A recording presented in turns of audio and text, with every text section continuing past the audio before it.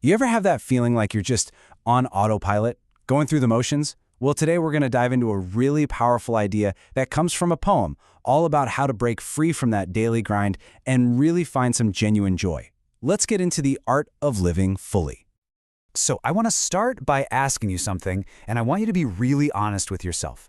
Are you truly living your life, or are you just kind of repeating the same day over and over again? It's a tough question, I know, but it's at the heart of everything we're about to explore.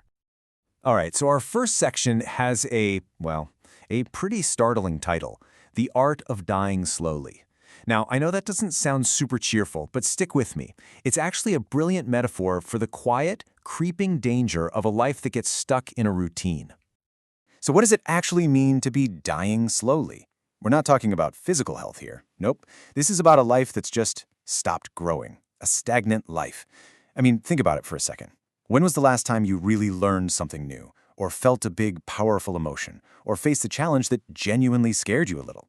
If it's hard to remember, it might mean your spirit is kind of hibernating. And here it is.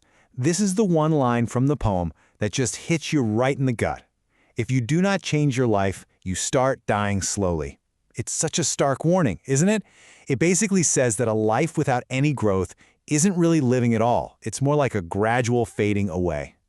This single sentence is the key to everything we're about to unlock. Okay, so how do we know if we're falling into this trap?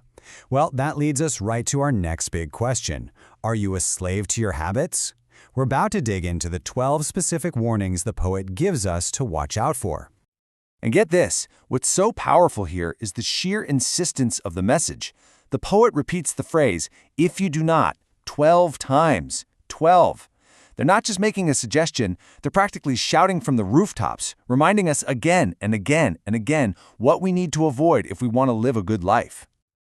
So what does this dull life actually look like? This list pretty much nails it. It's becoming a slave to your habits. It's walking the exact same paths every single day.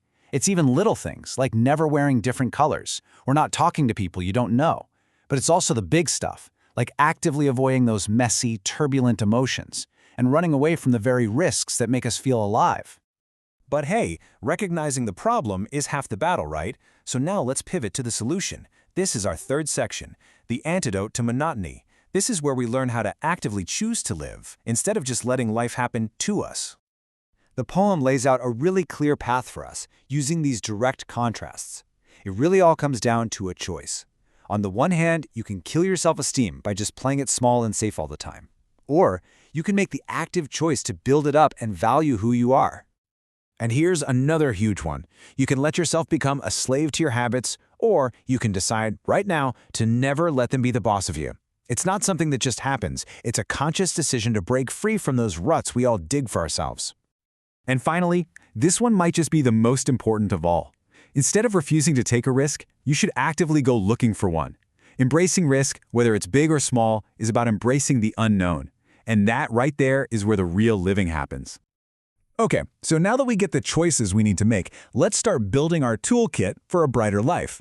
In this section, we're going to turn these big ideas into a practical game plan for creating habits that actually lead to a happier, more vibrant you. This cause and effect breakdown is just perfect. It's a simple if-then formula for a better life.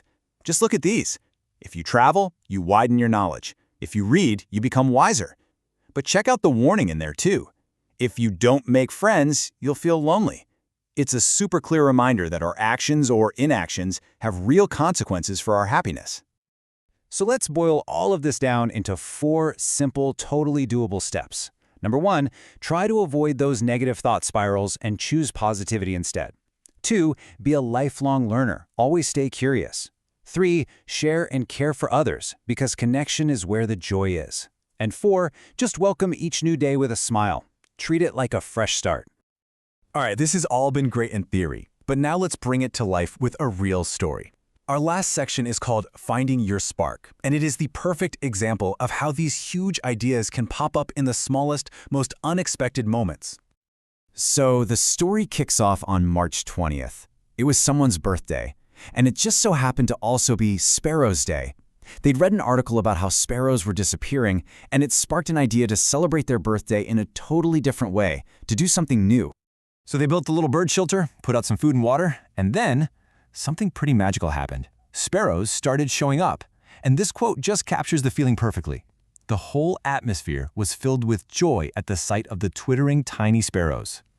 A really simple act created this moment of pure, shared happiness for everyone. And this right here, this is the beautiful takeaway. My joy knew no bounds.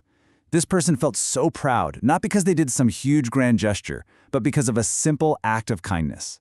This is the perfect antidote to dying slowly. It's proof that living fully doesn't mean you have to quit your job and climb a mountain. It can start with one small, intentional act of creativity and care. So, as we wrap up, I want to leave you with this thought. You don't need to completely overhaul your life tomorrow. Just start with one thing. What's one new path, and it can be a literal path or a metaphorical one, that you can walk today? Thanks so much for joining me on this little exploration. I really hope you find your spark.